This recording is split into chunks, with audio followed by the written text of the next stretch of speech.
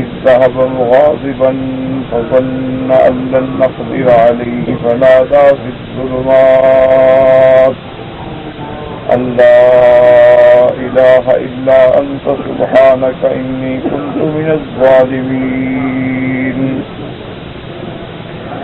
فاستجبنا له ونجيناه من الغم وكذلك ننجي المؤمنين. قال المؤلف والمفسر رحمه الله تعالى أدام النفع بعلومه وعلومكم في الدارين آمين إلى أن قال هذه القصة مذكورة هاهنا وفي سورة الصافات وفي سورة نون.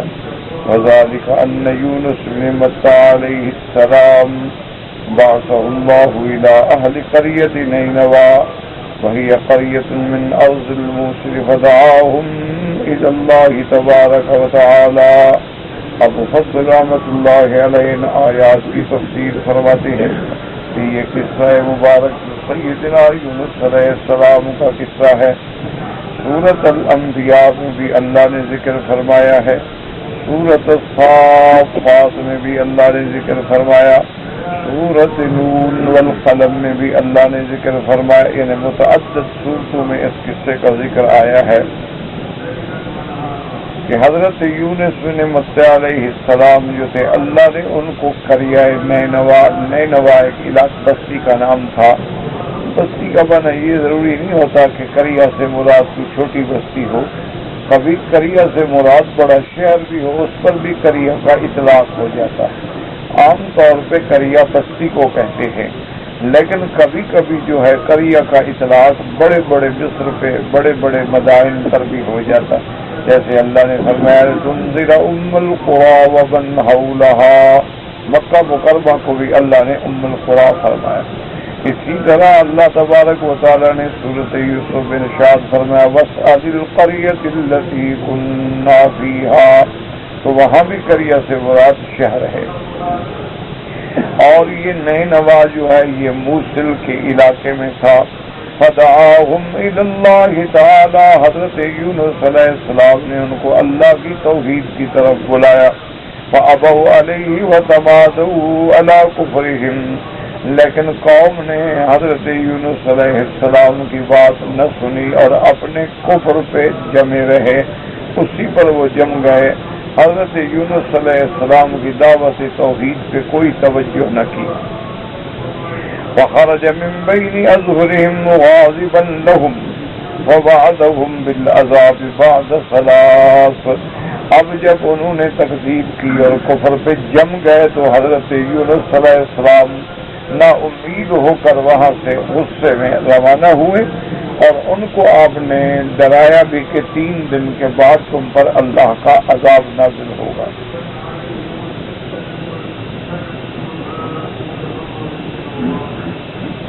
اس میں کوئی شک نہیں ہے کہ بھی حضرت یونس علیہ السلام نے جو ان کو ڈرایا یہ بھی اللہ کے حکم سے ہے, کیونکہ کوئی عذاب کسی بستی پر اللہ کے حکم سے بغیر تو نازل نہیں ہوتا. فلما تحققوا منه ذلك وعلموا ان النبي لا يكذب خرجوا الى الصحراء باطفالهم وانعامهم ومواشيهم وفرقوا بين الامهات واولادها ثم تضرعوا الى الله عز وجل وجعلوا اليه ورغت الإبل وفصلانها وخالت البقر وأولادها وطغت الغنم وسقالها فرفع الله عنهم العذاب. اب جب سیدنا یونس علیہ السلام تشریف لے گئے, قوم کو یہ بات سمجھ آئی کہ اللہ کا نبی جھوٹ تو نہیں بولتے. حالانکہ یہ بات بھی جانتے تھے کہ نبی جھوٹ نہیں بولتے, پھر بھی ایمان نہیں لے آتے, کیونکہ ہدایت جو ہے وہ اللہ تبارک و تعالیٰ کی. تمام قریش مکہ نے ان کے رؤساء نے بالاتفاق یہ اقرار کیا تھا جب حضور صلی اللہ علیہ وسلم نے دعوت توحید کے لیے جبل صفا پہ بلایا تو سب نے اقرار کیا کہ ما جربناک الا صادقا عادلا, محمد مصطفیٰ صلی اللہ علیہ وسلم ہمارے تجربے میں آپ سچے بھی ہیں، عدل والے بھی ہیں، یعنی سب مان رہے ہیں، لیکن جب دعوت توحید آئی فوراً مکر گئے، فوراً انکار کر دیا۔ اسی طرح ابو جہل بھی مانتا تھا کہ حضور سچے نبی ہیں، لیکن ضد ہے۔ اصل بات وہی ہے کہ ہدایت میرے اللہ کے ہاتھ میں ہے، وہ جب چاہتے ہیں تو جاہلوں کو بھی ہدایت دے دیتے ہیں، اور اگر نہ چاہیں تو بڑے بڑے علماء بھی گمراہ ہو گئے، بڑے بڑے پڑھے لکھے لوگ بھی پٹری سے ہٹ گئے۔ کسی نے روافض کا جماعت اختیار کر لی، کوئی خوارج میں چلا گیا، کوئی نواسب میں چلا گیا، کوئی کرامیہ قدریہ جبریہ میں چلا گیا، جیسے ہمارے ہاں کوئی بدعات کا شکار ہو گئے اور بدعات سے بڑھتے بڑھتے شرک تک جاتا ہے۔ یہ ساری باتیں اللہ کے ہاتھ میں ہیں۔ من يهده الله فلا مضل له ومن يضلله فلا هادي له، کہ جب اللہ ہدایت دیتے ہیں جس کو چاہیں اس کو کوئی گمراہ نہیں کرتا، اور جس کو اللہ گمراہ کر دیں اس کو کوئی ہدایت نہیں۔ باقی اس بات کو بھی ذہنوں میں صاف کر دیں کہ اللہ اس کو گمراہ کیوں کرتے ہیں اور ہدایت کیوں دیتے ہیں۔ پہلی بات تو یہ ہے کہ سب اللہ کا ملک ہے، اگر مالک اپنے ملک میں تصرف کرے تو کسی کو اعتراض کرنے کا حق نہیں۔ دوسری بات یہ ہے کہ اللہ تبارک و تعالی علام الغیوب ہیں، علیم بذات الصدور ہیں، جو ہدایت کا طالب ہوتا ہے اس کو ہدایت دیتے ہیں، اور جو ہدایت سے نفرت کرتا ہے اس کے لیے پھر گمراہی مقدر ہو جاتی ہے۔ اسی لیے پہلے اللہ نے پیغمبر بھیجے، اللہ نے نبی بھیجے، حضور صلی اللہ علیہ وسلم نے دعوت دی، لیکن اس کے بعد اللہ نے فرما دیا کہ ختم اللہ علی قلوبہم وعلی سمعہم وعلی ابصارہم غشاوۃ ولہم عذاب عظیم، کہ میرا محبوب ان کے دلوں پہ مہر لگ چکی۔ اسی لیے فرمایا سواء علیہم اانذرتہم ام لم تنذرہم لا یؤمنون۔ میرے محبوب اب آپ ان کو ڈرائیں یا نہ ڈرائیں برابر ہے، یہ ایمان نہیں ہے۔ اسی طرح اللہ نے حضرت نوح علیہ السلام کو بھی خبر کر دی تھی، إِنَّهُ لَن يُؤْمِنَ مِنْ قَوْمِكَ إِلَّا مَنْ قَدْ آمَنَ، کہ نوح علیہ السلام بس جنہوں نے ایمان لانا تھا وہ لا چکے، اب تمہاری قوم میں سے اور کوئی ایمان نہیں لایا۔ تو اس لیے ہمیشہ یاد رکھیں کہ اللہ تو ظلم سے پاک ہے، اللہ تو ظلم سے منزہ ہے، تو یہ تو نہیں کہ بلا وجہ کسی کو گمراہ کر کے جہنم میں ڈال دیں اور بلا وجہ کسی کو نہیں۔ اللہ پاک جانتے ہیں کہ اس کی صلاحیتیں ہدایت کی طالب ہیں اور یہ ہدایت سے متنفر ہے اور گمراہی کا طالب ہے، تو جو جس قسم کا طالب ہوتا ہے پھر اس کو اسی میں ڈال دے۔ اس لیے فرماتی ہیں کہ ان کو یہ یقین تھا، وَعَلِمُوا، انہوں نے جان لیا کہ ان النبی لا یکذب، کہ اللہ کا پیغمبر جھوٹ نہیں بولتے۔ انہوں نے کہا بھی یونس علیہ السلام نے جو فرمایا عذاب آ جائے۔ اب انہوں نے کیا کیا کہ خرجوا الی الصحراء، کہ وہ جنگل میں نکل گئے اور اپنے بچوں کو بھی لے گئے، جانور بھی لے گئے، اپنے مویشی بھی ساتھ لے گئے، اور پھر انہوں نے یہ کیا کہ جانور جو تھے نا مثلاً اونٹ ہیں تو ان کے اولادوں کو الگ باندھا اور اونٹنیوں کو الگ باندھا، گائے ہے گائے کو الگ باندھا، ان کے بچڑوں کو الگ باندھا، بکریوں کو الگ باندھا، ان کے بچوں کو الگ باندھا۔ تو اب صاف بات ہے کہ جب ان کو جدا کیا جائے تو اب اونٹ بھی جو تھے وہ آواز کرنے لگے اور گائے جو تھی وہ بھی آواز کرنے لگی، بکریاں جو تھیں وہ بھی آواز کرنے لگی، اور ادھر یہ بندے چھوٹے بڑے عورتیں مرد اللہ کے آگے گر گئے اور رونے لگ گئے۔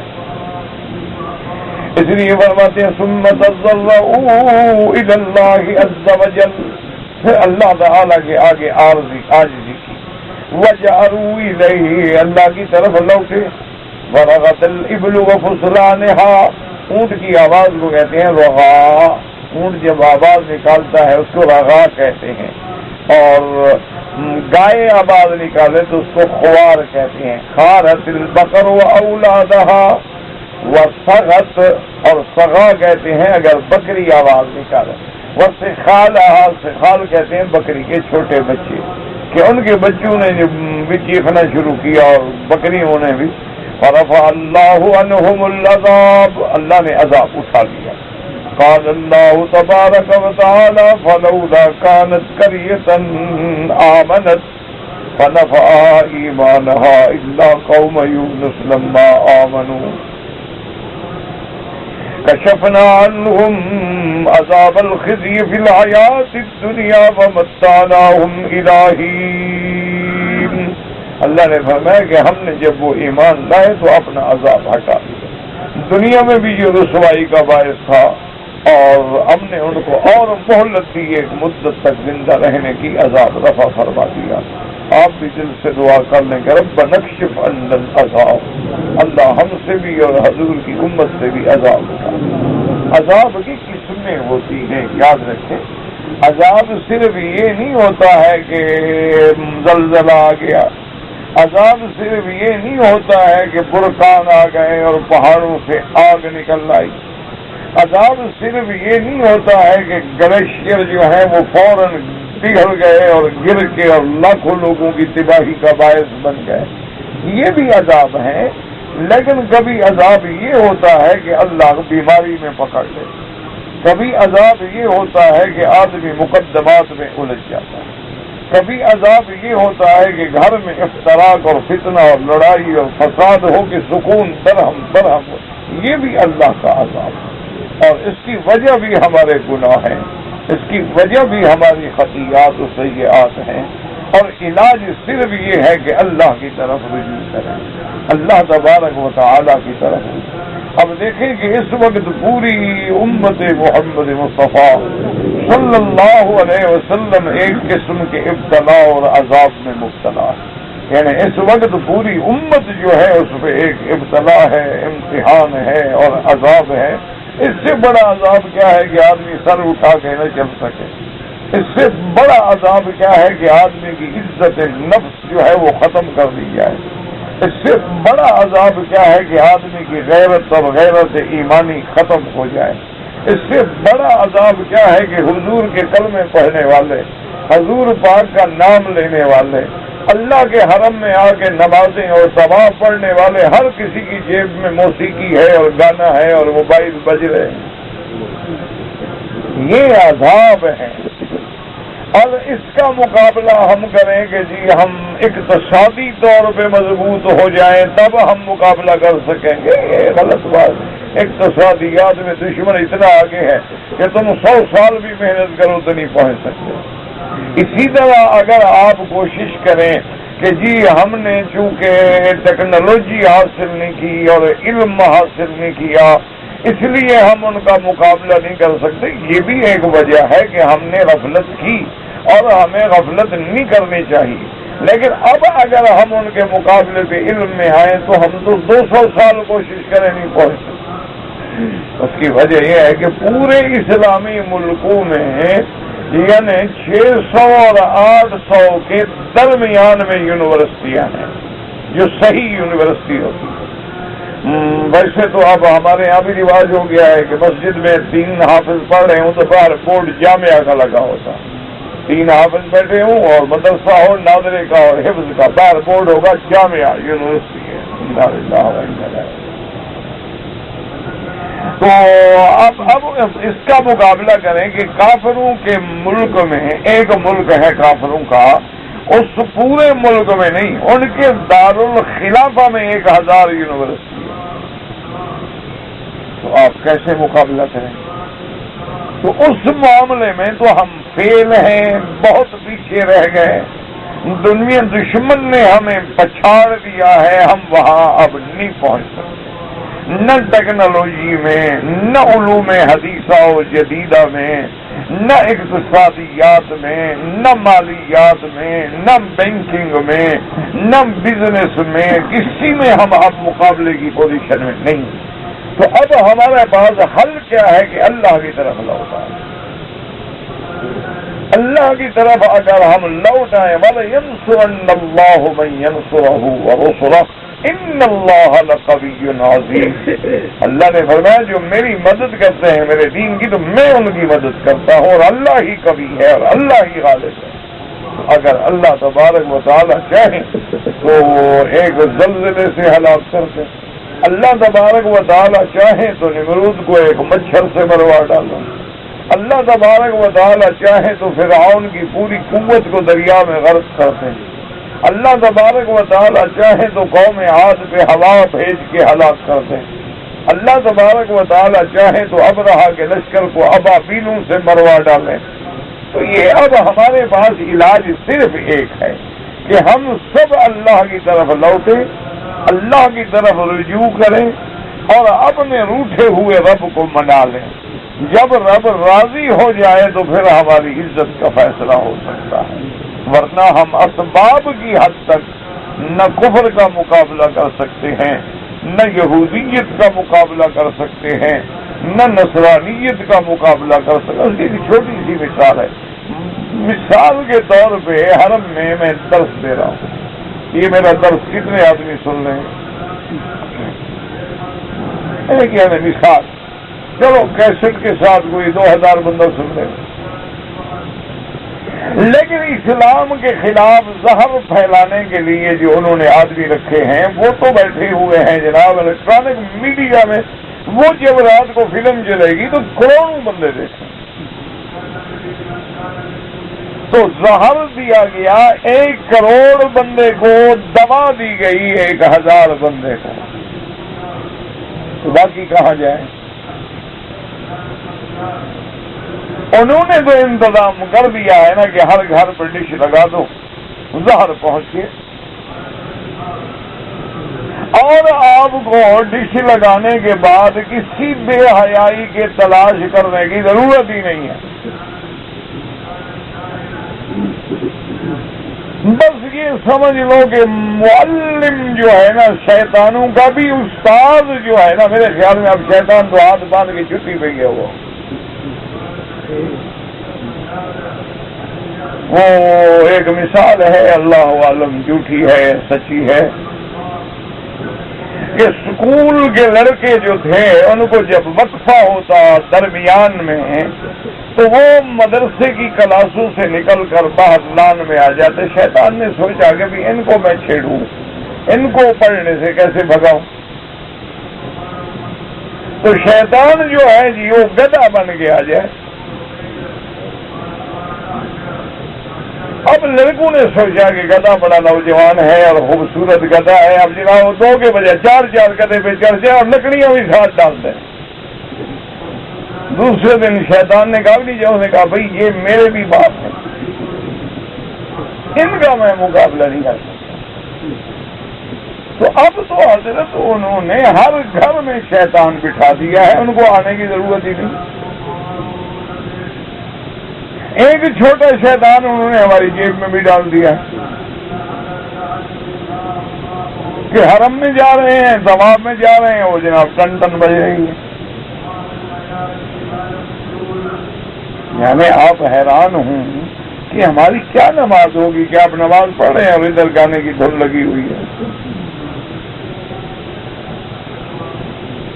اور اتنا اس کو عام کر دیا ہے کہ عام بندہ ہے، مزدور ہے، غریب ہے، کوئی ہے رات کی روٹی نہ بھی لے لیکن موبائل لے گا، بال بچے بھوکے بیٹھے رہے، وہ 100 ریال کا کارڈ لے کے فیڈ کرے گا، اس کے بغیر اس کا گزارا نہیں معلوم ہوتا۔ کسی ملک کا پرائم منسٹر ہے بیچارہ، بھائی جب تک یہ نہیں تھے تو ہم زندہ نہیں تھے۔ ٹھنڈے دل سے سوچے کہ جب یہ ایجاد نہیں ہوئی تو کیا لوگ زندہ نہیں؟ اچھا اب ہمارے دیہاتوں میں جائیں، بستیوں میں جائیں، ٹیلی فون تو بڑی بات ہے، بجلی بھی نہیں، کچھ بھی نہیں، وہ مر گئے ہیں لوگ، زندگی ہے گزر رہی۔ ان کے یعنی میلوں تک، ہمارے جتنے کچے کے علاقے ہوتے ہیں نا جی، یہ سب میلوں تک، سینکڑوں میل دوڑائیں گھوڑے کو، آپ جائیں ریت میں، اونٹوں پہ جائیں، مجال ہے، نہ وہاں کوئی بجلی ہے، نہ وہاں ٹیلی فون ہے، نہ وہاں کوئی گیس ہے، نہ وہاں کوئی ہسپتال ہے، نہ کوئی زچہ بچہ سینٹر ہے۔ وہی دیہات میں بچے پیدا ہوتے ہیں، عورتیں مر جاتی ہیں، جن کے مقدر میں بچنا ہے بچ جاتے ہیں۔ لیکن پھر بھی جی رہے ہیں. یعنی آپ اندازہ فرمائیں کہ ہم جب پڑھتے تھے نا جی تو مسجد میں آنے کے بعد اگر استاد آگے آئے نا تو ایسے آدمی کو سانپ سونگ جاتا تھا کہ مجال ہے کہ بچے کی سانس بھی نکلے. اور مسجد بھری ہوئی ہے لیکن مجال ہے کوئی آواز آئے. اب تو جناب ہمیں اللہ کے کعبے کا بھی شرم نہیں، حضور کے حرم کا بھی شرم نہیں. مسجد نبوی ہے اور گانے بھرے ہوئے اور اتنے بےہودہ گانے ہیں، وہ اتنے ذلیل قسم کی موسیقی اس میں بھری ہوئی ہے. نعوذ باللہ ثم نعوذ باللہ کہ کوئی شریف آدمی تو ویسے نہیں سن سکتا.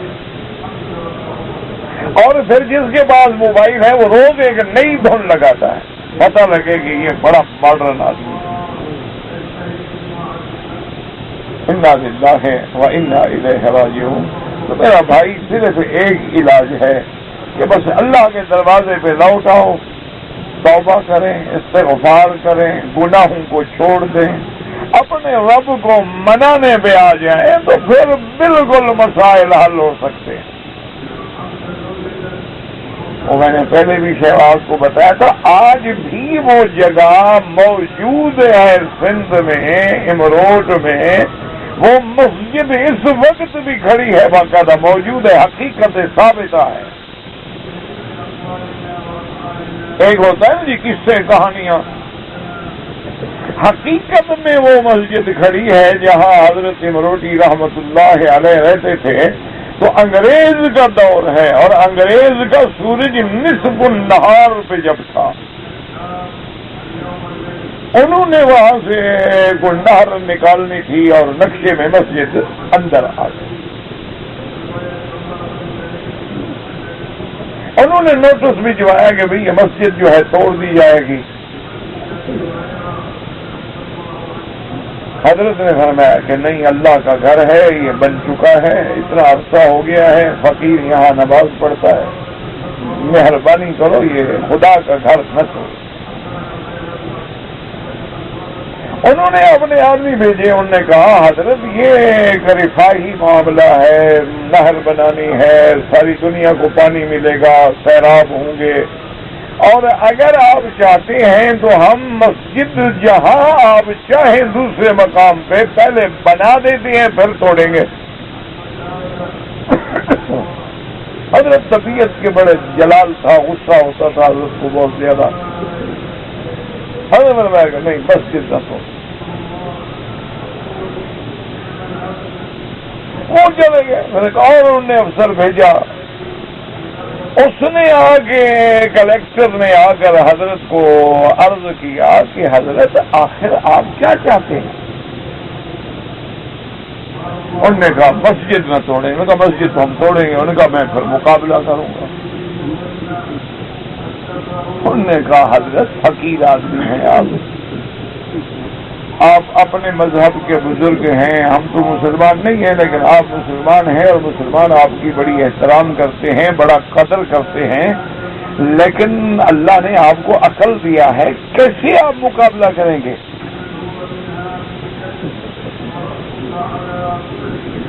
آپ انگریز کی طاقت کو للکار رہے ہیں. ہم نے پوری دنیا میں ہمارا سورج غروب نہیں ہوتا ہے وہاں تک ہماری حکومت ہے، اتنا ہمارا کنٹرول ہے. اب ایک مولوی ہمیں چیلنج کرتا ہے کہ میں نہیں توڑنے دوں گا. میں کہ نہیں، مسجد تو میں نہیں توڑنے دوں گا.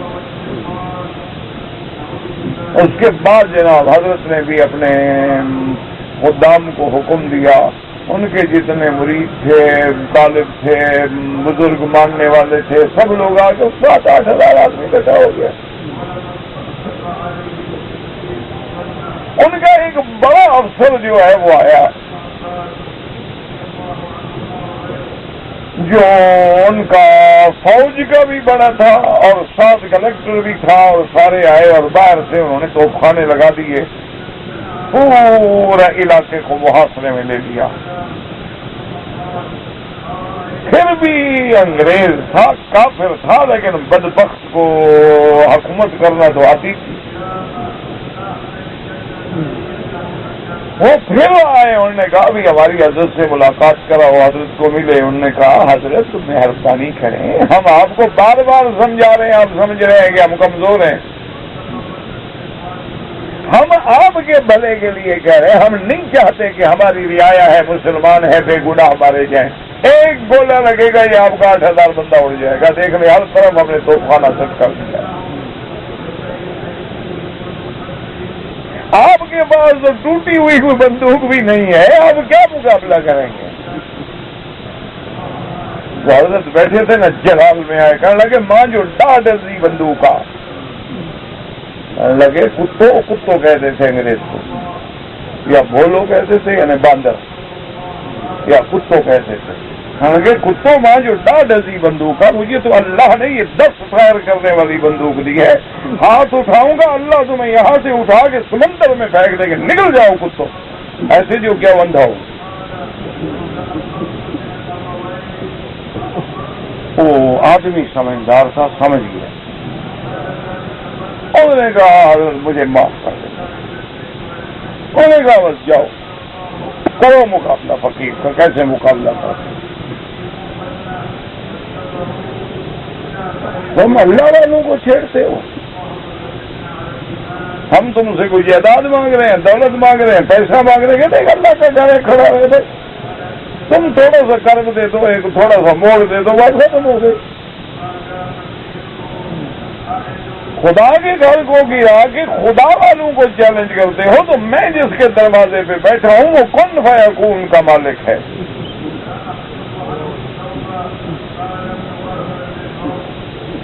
آج بھی وہ مسجد بھی موجود ہے, وہاں کے وہ بوڑھے لوگ بھی موجود ہوں گے جن کی عمر لمبی ہوگی, جن نے خود واقعہ دیکھا ہوگا اپنی آنکھوں سے, وہ لوگ بھی زندہ ہوں گے انشاءاللہ. افسر سمجھدار تھا, اس نے کہا کہ اچھا حضرت ایسا کریں کہ مجھے معاف کریں, اور میں وعدہ کرتا ہوں آپ سے کہ مسجد نہیں گرے گی. تو آپ نے فرمایا اپنے کسی خادم سے کہ وہ میرا سرما جو ہے نا, اس سے اس کو فاتحہ پڑھ کے دم کر کے ایک ایک سلائی آنکھ میں ڈالو. تو اس نے پہنا ہی, وہ ٹھیک ہو گیا.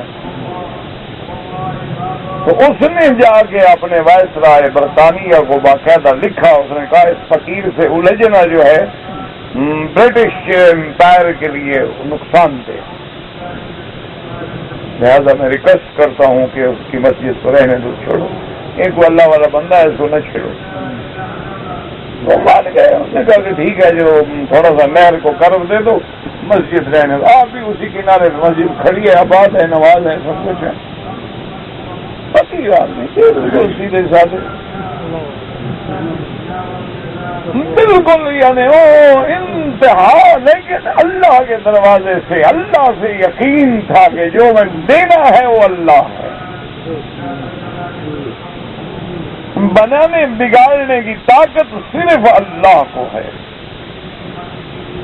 فتح و شکست دینے والا صرف اللہ کی ذات ہے. یہ تو اسباب ہے, اللہ چاہے 10 اسباب بھی ختم کر دے. اب دیکھو نا, آدمی لاکھ دوائیں لیتا ہے, فائدہ نہیں ہوتا. اسباب تو ہیں, اسپتال ہے, بڑے بڑے معالج ہیں, ڈاکٹر ہیں, علاج ہو رہا ہے, لیکن دینے کا فائدہ نہیں. اور کبھی ایک آدمی آتا ہے, دیہاتی ہوتا ہے, کہتے یار یہ دوا ہے تھوڑی سی استعمال کر اللہ اسے,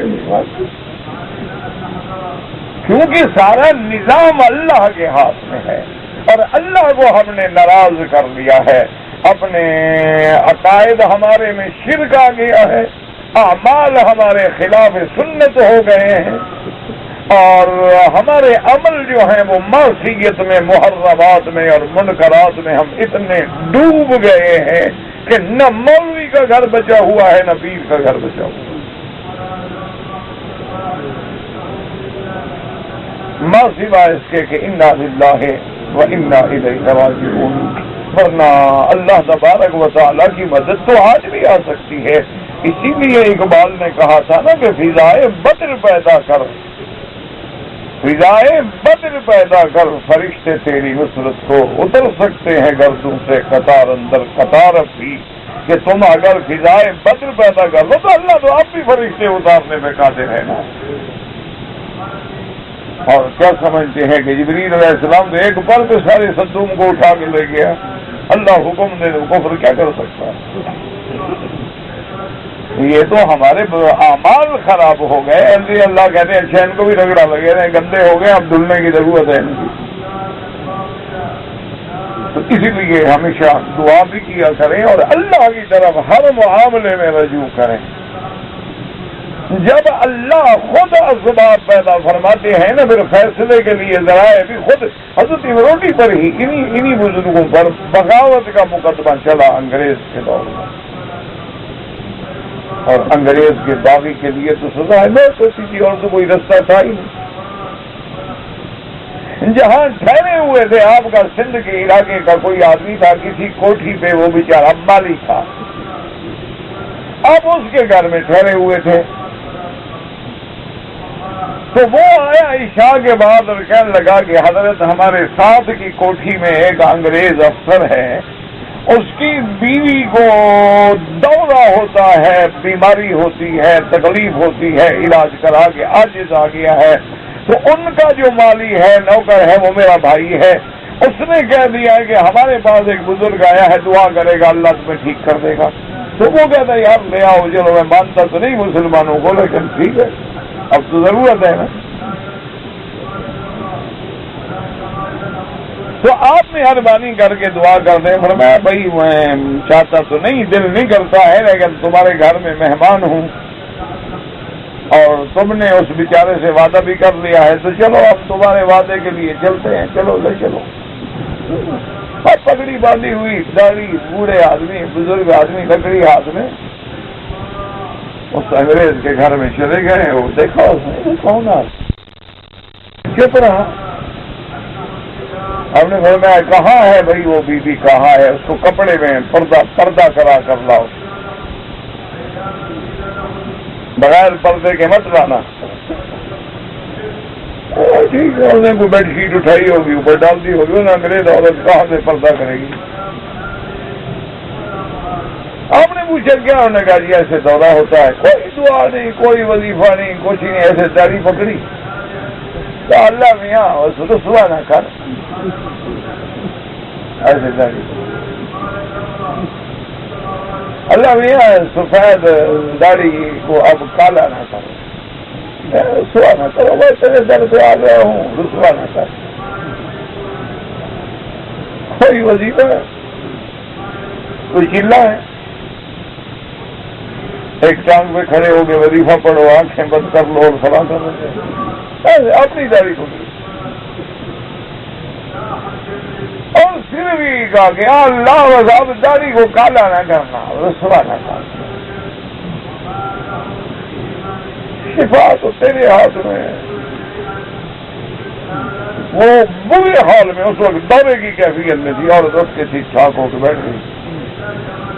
آپ نے فرمایا بس اس کو اب تکلیف نہیں، انشاءاللہ ٹھیک ہے، السلام علیکم۔ اس نے کوشش کی میں حضرت کو کچھ پیش کروں،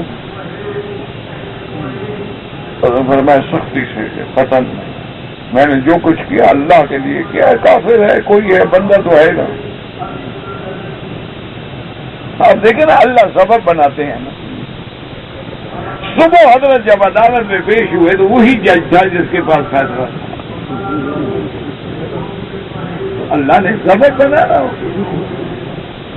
اور جب حضرت پیش ہوئے اس نے غور سے دیکھا، اور نے بحث سنی، وہ کلا کی بحث سننے کے بعد اس نے کہا فیصلہ محفوظ ہے۔ 2 گھنٹے کے بعد اس نے بلایا، اس نے کہا باعزت بری کیا جائے۔ حضرت 12 گئے تو وکیل گئے، وہ انگریز ان پہ پی پی اور اٹارنی جنرل، انہوں نے کہا جج صاحب کیا کیا آپ نے؟ اتنا پکا انہوں نے کہا اس فقیر کو نہ چھیڑو، بس جانے دو۔ انہوں نے کہا میں نے جو کچھ کیا ہے سمجھداری سے کیا ہے، بس اس فقیر کو مت چھیڑو، اپیل شپیل بھی نہ کرنا، کچھ بھی نہیں ہوگا۔ پھر اس نے بتلایا کہ میں رات اپنی آنکھوں سے اس کی دعا دیکھ چکا ہوں، کیوں مجھے بد دعا کر کے مرواتے ہو؟ بس جو ہو گیا ہو گیا، ایک بندہ اگر سزا نہیں ہوگا تو ہمارے ملک کو کیا فرق پڑ جائے گا؟ اللہ سے جب دل لگ جاتا ہے، یقین ہو جاتا ہے، کعبہ بھی وہی ہے، ملتزم بھی وہی ہے، لیکن ہم گندے ہو گئے، زمزم بھی وہی ہے لیکن ہمارا اندر پلیت ہے۔ اب دیکھو نا، ایک پیالہ ہے اس میں گندگی پڑی ہو، پانی ڈال پاک تو نہیں ہوگا نا جب تک دھلے گا نہیں۔ ہمارا اندر پلید ہے زمزم کے ذریعے، ہمارا سینہ گندا ہے، ملتزم سے لگاتے ہیں کیا ہو گیا، بڑی دعائیں کرتے ہیں کچھ بھی نہیں، وجہ کیا ہے؟ آخر سوچنا چاہیے نا کہ خدا حق ہے، کعبۃ اللہ کا شان برحق ہے، مقامات مستجاب الدعوات برحق ہیں، لیکن اس کے باوجود ہم اس کار مذلت میں پڑے ہیں، کوئی کسی عذاب میں ہے، کوئی کسی عذاب میں ہے۔ وجہ کیا ہے کہ صدق مقال نہیں، عقل حلال نہیں، ظاہر میں ہم کچھ ہیں، باطن میں ہم کچھ ہیں۔ اس لیے بس دعا کریں کہ اللہ ہم سے عذاب اپنی رحمت سے رفع فرمائے۔ اللہم ادخلنا فی رحمتک ربنا اکشف عنا العذاب انا مؤمنون رب انی مسنی الضر وانت ارحم الراحمین لا الہ الا انت سبحانک انا کنا من الظالمین۔ اس کے علاوہ میرا بھائی کوئی حل نہیں ہے اور نہ ہمارا اور کوئی حل ہو سکتا ہے۔ وَأَمَّا يُونُسُ عَلَيْهِ السَّلَامَ فَإِنَّهُ ذَهَبَ وَرَكَبَ مَعَ قَوْمٍ فِي سَفِينَةٍ فَلَجَّتْ بِهِمْ۔ یونس علیہ السلام جب بستی چھوڑ کے تشریف لے گئے تو آگے دریا تھا، آپ ایک کشتی میں سوار ہوئے، لیکن کشتی طوفان میں آگے ہچکولے کھانے لگی۔ وَخَافُوا أَن يُغْرَقُوا فَاقْتَرَبُوا عَلَىٰ رَجُلٍ يَلْقُونَهُ مِن بَيْنِهِمْ يَتَخَفَّفُونَ مِنْهُ۔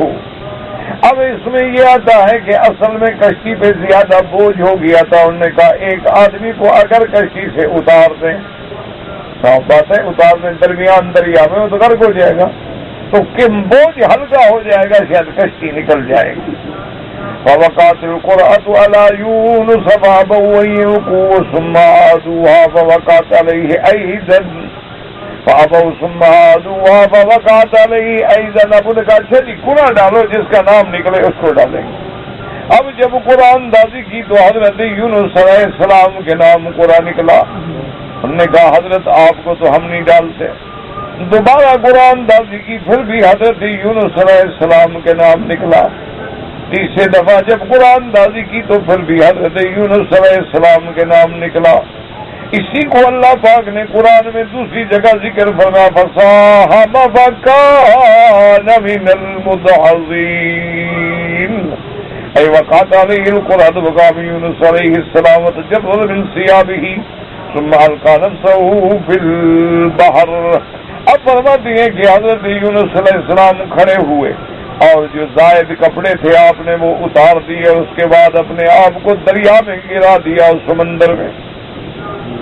وقد ارسل اللہ سبحانہ من البحر الاخضر، اب اللہ تبارک و تعالی نے بحر اخضر سے ایک مچھلی کو بھیجا۔ فیما قالہ ابن مسعود رضی اللہ تعالی عنہ، حضرت ابن مسعود رضی اللہ تعالی عنہ کا قول مبارک ہے کہ حوتن یشق البحار حتی جاء فالتقم یونس حین القى نفسه من السفینہ۔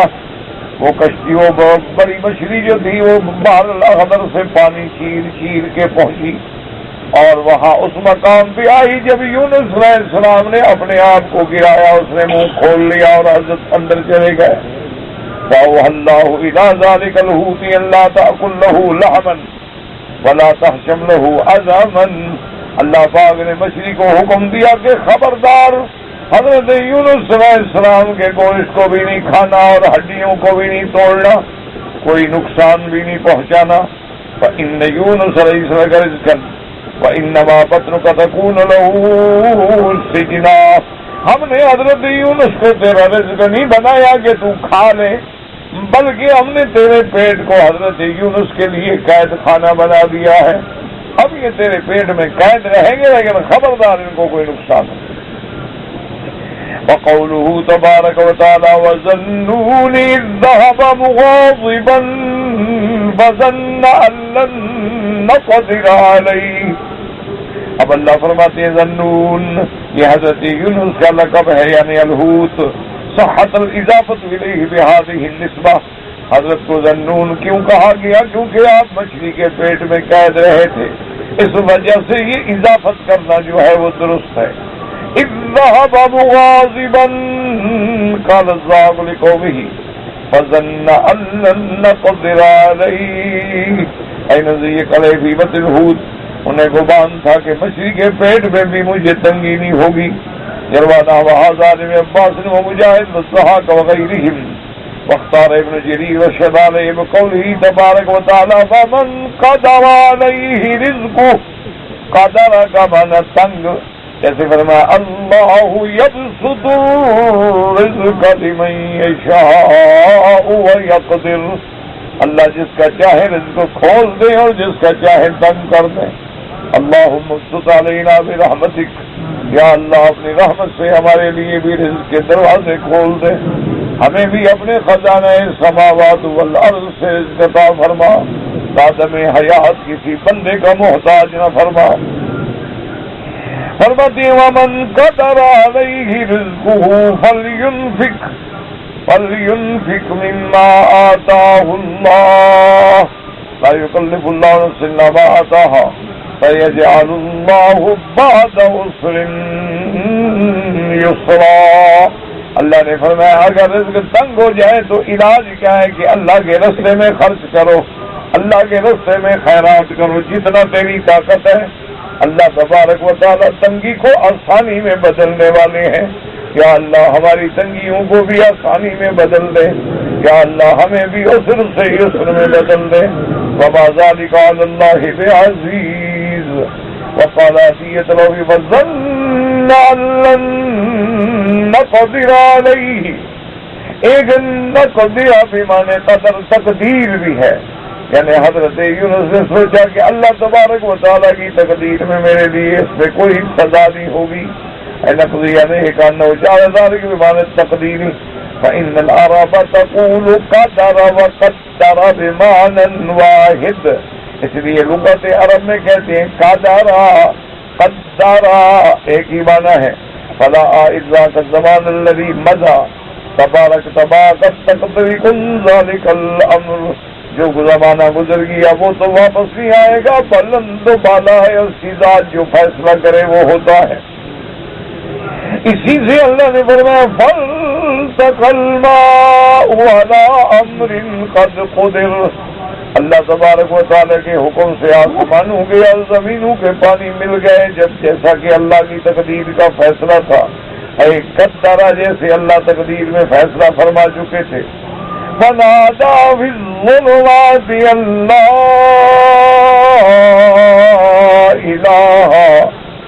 أن لا إله إلا أنت سبحانك إني كنت من الظالمين.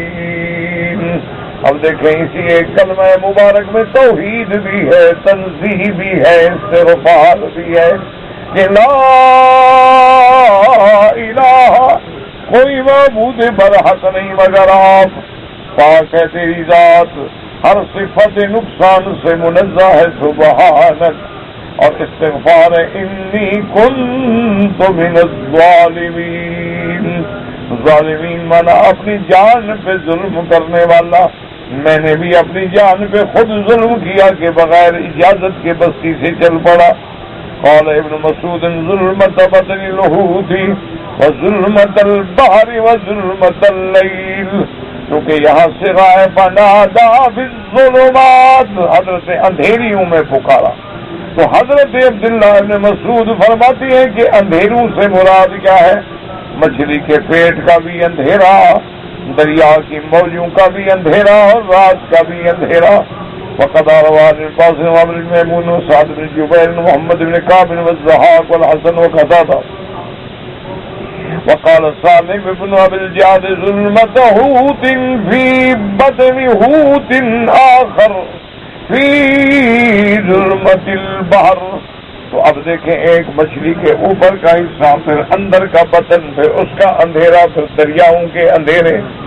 قال ابن مسعود والعباس وغيرهما وذلك أنه ذهب به الحوت في البحار يشقها حتى انتهى إلى قرار البحر فسمع يونس تسبيح العصا في قراره. مچھلی نے جب حضرت یونس علیہ السلام کو اپنے پیٹ میں لیا تو لے گئی، نیچے لیتے لیتے لیتے بالکل زمین کی تہ پہ پہنچی. جب وہاں پہنچی تو زمین کی تہ میں جو کنکریاں تسبیح پڑھ رہی تھی حضرت یونس نے سنی، کیونکہ ہر چیز اللہ کی تسبیح کرتی ہے.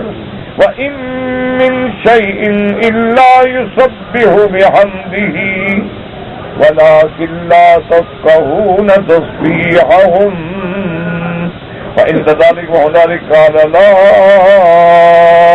إِلَٰهَ إِلَّا أَنتَ سُبْحَانَكَ إِنِّي كُنتُ مِنَ الظَّالِمِينَ. وقال أوفى الأعرابي لما سأل يونس في بطن الحوت ظن أنه قد مات ثم حرك رجليه فلما تحرك سجد مكانه ثم نادى يا رب اتخذت لك مسجدا في موضع لم يبلغ أحد من الناس وقال سيدنا مسلما في بطن الحوت 40 يوما. اب حضرت یونس علیہ السلام کو جب مچھلی نے اپنے پیٹ میں لیا تو سمجھے کہ بس مجھے موت آ گئی، لیکن آپ نے جب پاؤں کو حرکت دی تو پاؤں حرکت کرنے لگے، سمجھا میں زندہ ہوں. تو اسی جگہ پھر اللہ کو سجدہ کیا اور عرض کیا کہ مولا میں تجھے ایسے مقام پہ سجدہ کر رہا ہوں کسی بندے نے سجدہ نہیں کیا ہوگا کہ مولا مچھلی کا پیٹ تو نے میرے لیے مسجد بنا دی ہے. اور پھر اسی سجدے میں پکارا اللہ الہ الا انت سبحانک انی کنت من الظالمین. حضرت ابی الحسن البصری فرماتے ہیں کہ حضرت یونس علیہ السلام تقریباً 40 دن تک مچھلی کے پیٹ میں قید رہے. اللہ کا امتحان ہے. دعا کریں اللہ پاک ہم سب پہ اپنی رحمتوں کے فیصلے فرما دیں. اللہم ارحمنا اللہم استرنا اللہم استرنا بسترک یا رحیم. نماز جمعہ کے وقت خطبہ ہو رہا ہو تو کسی کو سلام نہیں کرنا چاہیے. اگر کوئی سلام کرے تو آپ کو جواب بھی نہیں دینا چاہیے، کیونکہ اس وقت ہر چیز سے روک دیا گیا شریعت نے. حتیٰ کہ امر بالمعروف جو ہے نا یہ تو ضروری ہے نا کہ نیکی کا حکم کرو برائی سے روکو، لیکن حدیث میں آتا ہے اگر کوئی دوسرا بندہ بول رہا تھا تم نے کہا چپ کرو، مانا یہ ہے کہ تم نے بھی اپنا ثواب ضائع کر. تو جب ہمیں اس وقت کسی بات کرنے کا حکم ہی نہیں ہے تو نہ ہمیں ہاتھ ملانا ہے نہ ہمیں ملنا ہے اور نہ آنے والے کو سلام کرنا چاہیے. یہ اس کی غلطی ہے جو اس نے کیا ہے، آئندہ احتیاط کریں.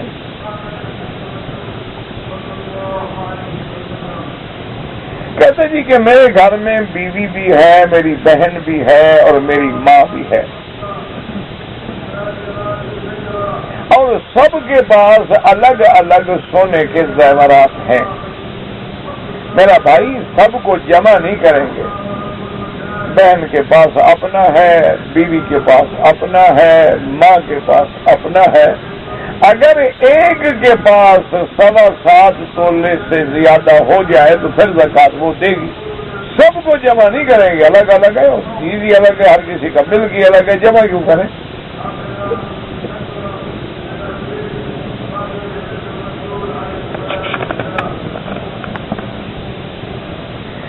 میرے والدین فوت ہو چکے، اللہ مغفرت فرمائے.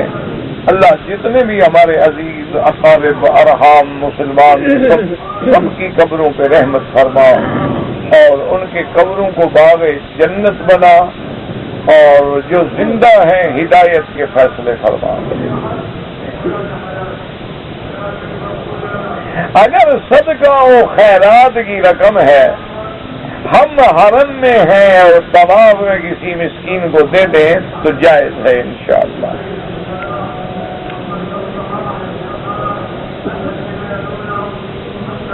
کہتے ہیں جی کہ بعض لوگ کہتے ہیں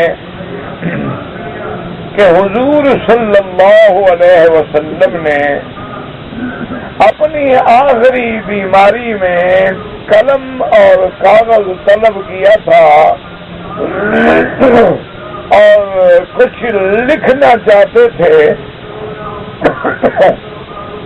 لیکن حضرت عمر نے روک دیا اور نہیں لکھنے دیا. یہ تو احادیث مبارک میں واقعہ موجود ہے. پہلی بات مجھے آپ یہ بتلائیں کہ حضور جو لکھنا چاہتے تھے وہ حکم خدا تھا یا نبی کا اپنا منشا تھا؟ اگر حکم خدا تھا تو اللہ کا نبی اتنے ڈر گئے حضرت عمر کے کہنے سے کہ اللہ کا حکم چھوڑ دیا.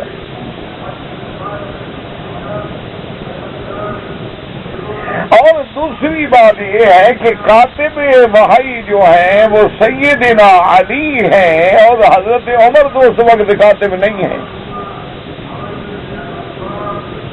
تیسری بات یہ ہے کہ بیماری کے ایام میں بی بی فاطمہ، حضرت علی، حضرت فضل، حضرت عباس، یہ سارے رشتے دار جو تھے یہ گھر میں رہتے تھے. حضرت عمر تو ہر وقت گھر میں نہیں رہتے.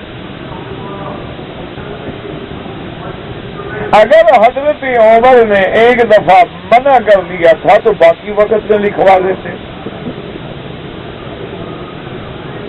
تو وہاں تو ایک بات تھی کہ حضور نے فرمایا تو نیب ترتاسن کے کاغذ لاؤ میں کچھ لکھ دوں. حضرت عمر نے کہا حسبنا کتاب اللہ، یا رسول اللہ آپ کی بیماری ہے، آپ تکلیف میں، اللہ کا قرآن کافی ہے، آپ کیوں تکلیف فرماتے ہیں؟ حضور نے فرمایا. اتنی سی بات تھی جس کو اختر کی بات کا لوگوں نے افسانہ کر دیا. اس میں نہ کوئی خلافت کا مسئلہ تھا اور نہ اس میں کوئی ایسا مسئلہ تھا. اگر ایسی بات ہی حضور فرماتے بابا عمر لکھنے نہیں دیتے لیکن علی میرے بات تم خلیفہ زبان سے فرما دیتے.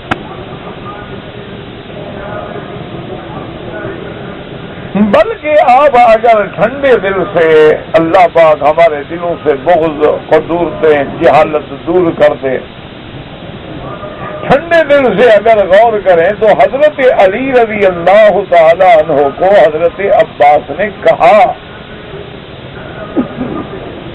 وہ روایتیں آپ نہیں پڑھتے ہیں تو بلا وجہ اعتراض کر کے امت کو جھگڑوں میں ڈالتے ہیں. حضرت عباس نے مشورہ دیا کہ حضرت علی مہربانی کرو، حضور پاک کی بیماری ہے اور میں قریش کی بیماری اور امراض و علامات کو سمجھتا ہوں. معلوم یہ ہوتا ہے کہ یہ حضور پاک کی آخری بیماری ہے، اور تم ایسا کرو کہ حضور سے اپنے بعد، حضور کے بعد خلافت لکھوا لو.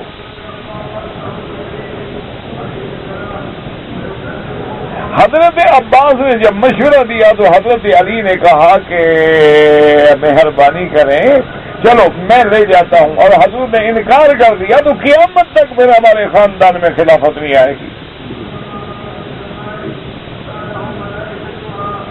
چلو حضور نے لکھ دیا ٹھیک ہے، اگر انکار کر دیں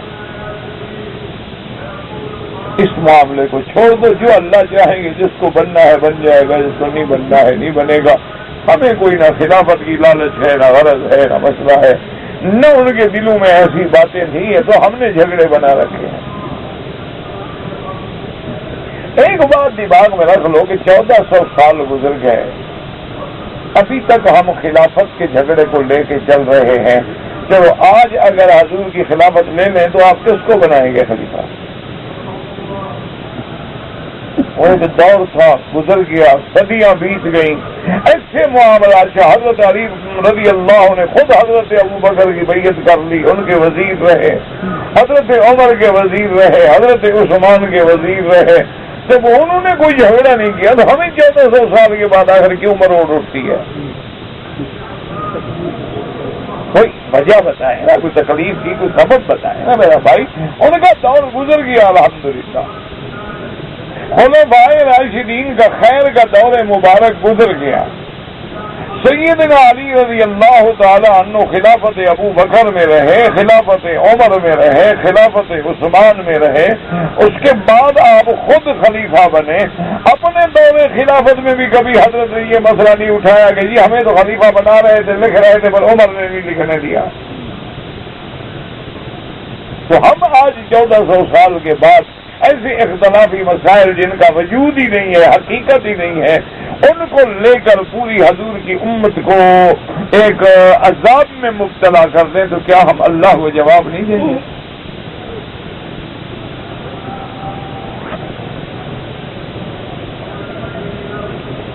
اگر 4 رکعت والی نماز پڑھ رہا تھا، 3 رکعتوں پہ میں نے بیٹھ کے اتحیات پڑھ لیا، بھول گیا، تو یا تو سجدہ سہو کر لیتے تو تمہاری نماز ٹھیک ہو جاتی، نہیں کیا ہے تو پوری نماز لوٹانی پڑے گی۔ میرے بھائی کو یرقان کی بیماری ہے، اللہ ہر بیمار پہ رحم کر، اللہ ہر بیمار کو شفا عطا فرما۔ اللہ ہمارے گھروں میں بھی جو بیماریاں ہیں، مشاکل ہیں، مصائب ہیں، اپنی رحمت سے رفع فرما۔ رب انی مسنی الضر وانت ارحم الراحمین نجنی واہلی من الکرب العظیم۔ اگر کوئی آدمی ایک بلڈنگ پہ کھڑے ہو کے نماز پڑھتا ہے اور حرم کی صفیں دیکھ رہا ہے، نماز ہو جاتی ہے۔ اگر صفیں نظر آ رہی ہیں، امام کے حرکات و سکنات نظر آ رہے ہیں، نماز ہو جائے گی، لیکن افضل یہ ہے کہ مسجد میں آئے، صفوں سے مل کے نماز پڑھے۔ کبھی ایسا صحابہ نے نہیں کیا کہ حضور نیچے نماز پڑھے اور وہ اوپر کھڑے رہے۔ ایک ہے نماز ہو جانا، نماز ہو جائے گی۔ ہاں، ایک صفیں ہیں چلتے چلتے چلتے اس عمارت کے ساتھ مل گئی ہے، اب اس عمارت والے بھی صفوں کو دیکھ رہے ہیں، پھر تو بلا اختلاف نماز ہو جائے گی۔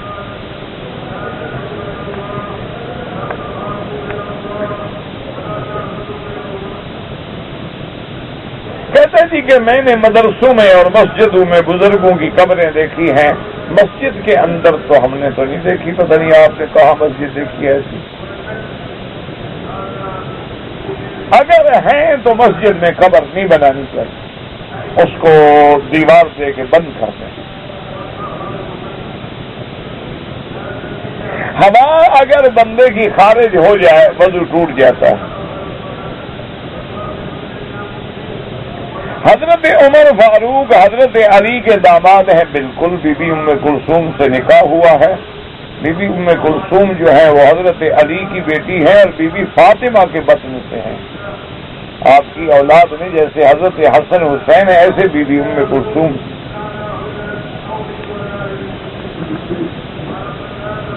میرا لڑکا مریض ہے، اللہ ہر بیمار سے رحم فرما، ہر مسلمان کے بچوں کو ظاہری باطنی بیماریوں سے نجات عطا فرما۔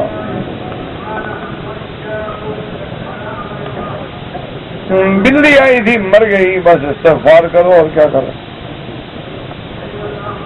آپ نے جو خواب دیکھا اس کا مجھے نہیں پتا۔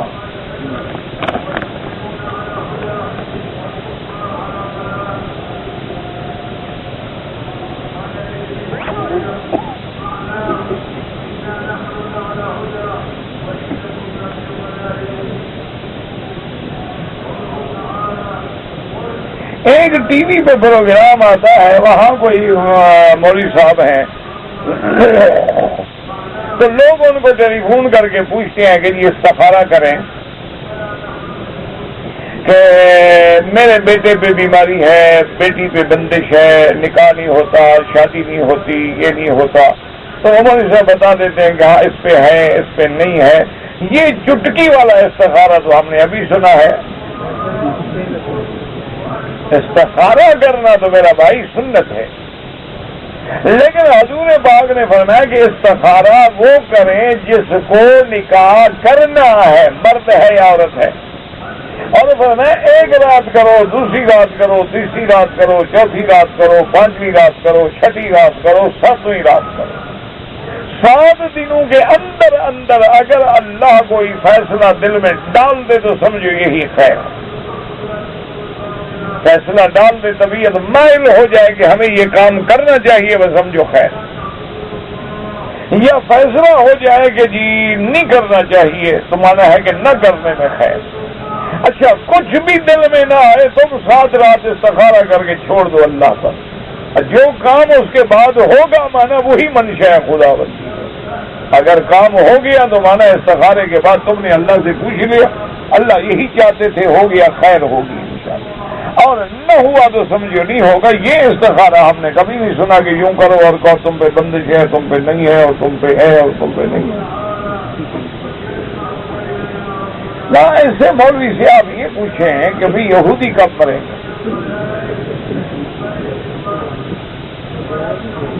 یہ بھی تو استخارہ کر کے بتائے نا، گھر کے حالات بتا دیتا ہے.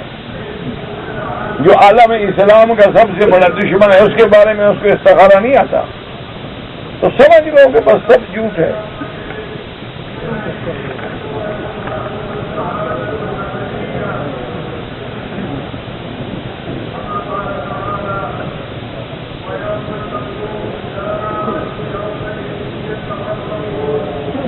میں نے پاکستان سے آیا تھا، دعا مانگی تھی مسجد بناؤں گا، تو ضروری تو نہیں ہے کہ ہماری دعا جو مانگے فوراً مل جائے. ملے گی انشاءاللہ. آپ مایوس کیوں ہو گئے؟ مانگتے رہو، اللہ کے آگے کوئی کمی ہے؟ میں ویزے پہ سعودی عرب آ رہا تھا، احرام بھی نہیں تھا، مجھے معلوم بھی نہیں تھا، کیونکہ آپ کی عمرے کی نیت نہیں تھی، آپ کی ویزے کی اور نوکری کی نیت تھی، اس لیے آپ کے لیے گنجائش ہے بچ جانے کی. لیکن آئندہ ایسی غلطی نہ کیا کریں، جب بھی آئیں احرام باندھ کے آئیں. تہجد نیند کوئی ضروری نہیں، عشاء کے بعد جو بھی نفل پڑھو گے انشاءاللہ سب تہجد ہے. مانا نیند کے وقت کو چھوڑ کے پڑھنا.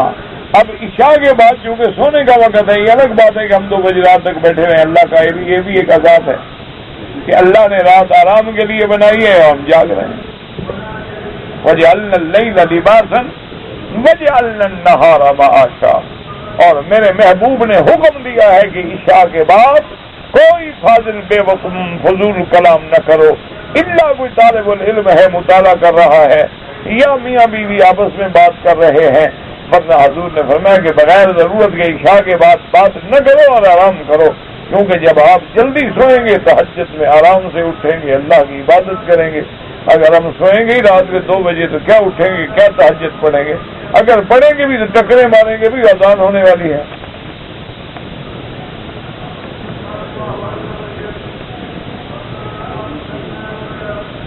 اگر ایک آدمی نے حج کیا، اس طرح نہیں پھروایا، مشین پھروایا، کوئی بات نہیں، کوئی دم نہیں، لیکن افضل اس طرح پھروانا ہے.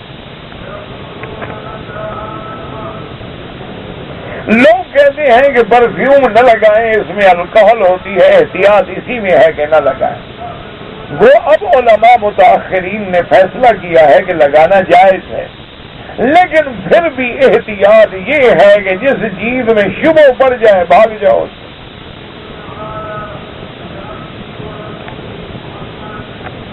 کے لیے دعا کرتے ہیں میرا بھائی. نے بھائی کے کہنے پر طلاق لکھ دی، طلاق ہو گئی، بھائی کے کہنے پہ لکھے یا اپنے کہنے پہ لکھے. ایک قربانی جو ہر سال آپ اپنے ملک میں کرتے ہیں، اگر حاجی حج پہ آ جائے اور وہ قربانی نہ ہو سکے تو گناہ نہیں ہوگا کہ مسافر ہے بیچارہ. لیکن اگر انتظام موجود ہے، گھر موجود ہے، بچے موجود ہیں، ساتھی موجود ہے، تو افضل یہ ہے کہ وہاں وکیل بنا دے، قربانی وہی ہو جائے اور حج کی بکری حرم میں کرے. اگر نماز پڑھے تو تکبیر کہے، ہاں کوئی بات نہیں، آہستہ آہستہ.